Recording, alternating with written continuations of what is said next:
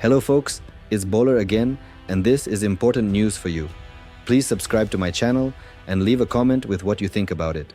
In today's digital age, Russian soldiers are prolific users of social media, not for entertainment, but to document the stark realities of war. Rather than light-hearted content, their videos provide a grim, unfiltered view of the invasion of Ukraine. Yet recent footage has revealed something even more unexpected: Iranian soldiers on Ukrainian soil. In GoPro recordings from the front lines, some of the voices captured aren't speaking Russian, they're speaking Persian, the primary language of Iran. This strongly suggests that Iranian nationals are now embedded within Russian military units. The short explanation is straightforward. Russia is incorporating Iranian soldiers or volunteers into its ranks, but the deeper story reveals a devastating pattern of military blunders, demographic collapse, and internal decay that has transformed what was once considered a global superpower into a state desperate for human resources. As Iranian forces now fight alongside North Korean conscripts on Ukrainian battlefields, it's clear that Russia has entered a new phase, one where it depends heavily on foreign manpower.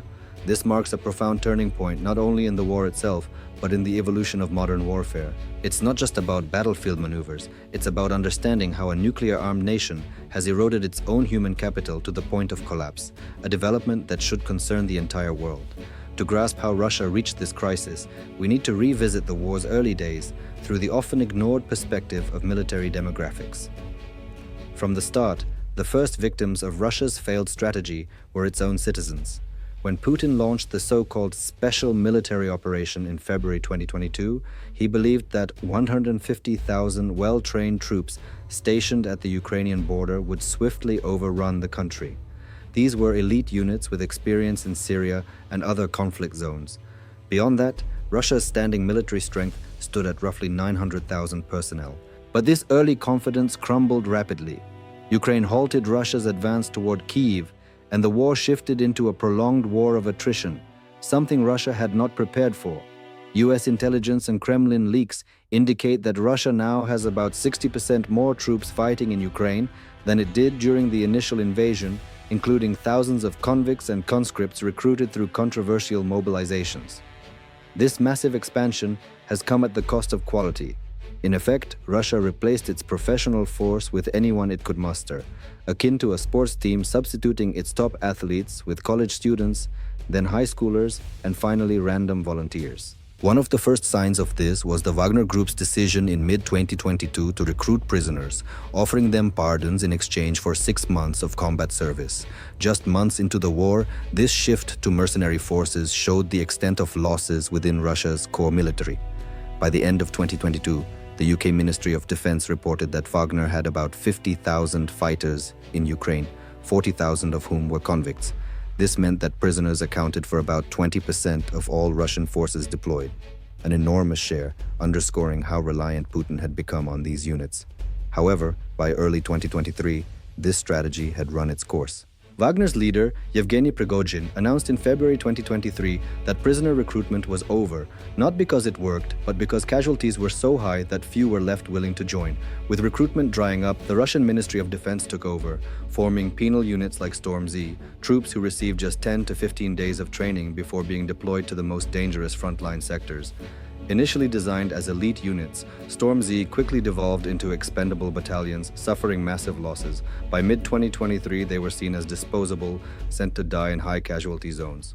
As domestic recruitment failed, Russia escalated to foreign conscription. In October 2024, over 10,000 North Korean troops arrived in Kursk under the pretext of defending Russian territory and invoking a mutual defense pact.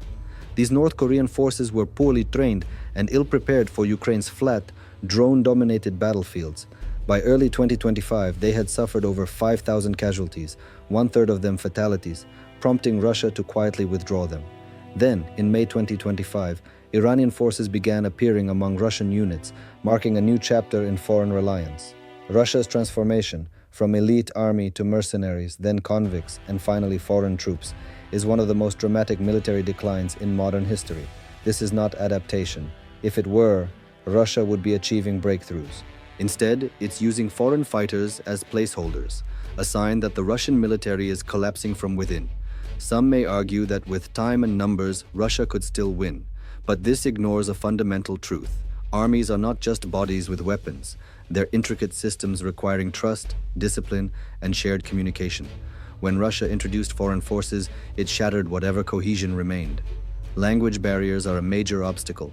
Precise communication is essential in modern war. But in Kursk, coordination failed because North Koreans couldn't understand Russian or English.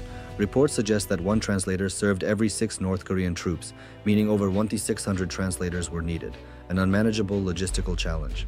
Even worse were the operational failures. North Koreans trained for mountain combat were thrown into flat terrain. They operated independently, lacked air and ground support, and misunderstood Russian command structures. In one instance, they mistakenly fired on Chechen reinforcements, resulting in deadly friendly fire. This wasn't merely incompetence, it was a deliberate policy. Putin likely saw these foreign troops as expendable, shielding Russian citizens from the human cost of war. But even inside Russia, this mindset took hold. As local recruitment faltered, the Kremlin increasingly targeted the poorest, most ethnically diverse regions for conscription: Siberia, the Caucasus, and the Far East. These areas offered little resistance and low pay, making military contracts with wages several times the national average an attractive trap. Meanwhile, the urban middle class fled the country. Since 2022, over 1 million skilled Russians have emigrated, draining the nation's talent pool and eroding potential domestic opposition. Even this approach has limits. Russia's fertility rate has been below replacement level for decades. A shrinking working-age population means there are fewer men to recruit. That's why foreign fighters have become a necessity, not a choice, and it signals something more alarming. Russia is now a dependent state. Russia's 2025 strategic agreement with Iran solidified a 20-year military alliance. It's not just about drones and weapons. Russia now needs Iranian personnel to keep fighting. The same goes for China. Russia relies on Chinese technology, industrial components, and discounted energy deals that disproportionately benefit Beijing. This makes Russia look less like a superpower and more like a developing country, exporting raw materials, importing critical goods, including weapons. This dependency makes Russia volatile and dangerous. As its conventional military collapses, the temptation to resort to nuclear weapons grows. If Putin feels cornered, he may abandon restraint entirely. But here's the real reason Putin won't stop. He doesn't just want Ukraine's land. He needs Ukraine's people. With roughly 40 million citizens, Ukraine represents a demographic goldmine for a country facing irreversible population decline. Ukrainians share cultural and linguistic roots with Russians, making integration easier than with ethnic minorities in Russia. This explains the systematic abductions of Ukrainian civilians, particularly children. As of March 2025, 19,000 children remain missing, likely a fraction of the total. From Putin's viewpoint, conquering Ukraine solves several problems: removing a Western-aligned neighbor, acquiring valuable resources, and injecting millions of new citizens to offset demographic collapse. That's why peace talks fail. Putin isn't waging a war of conquest, he's waging a war of survival.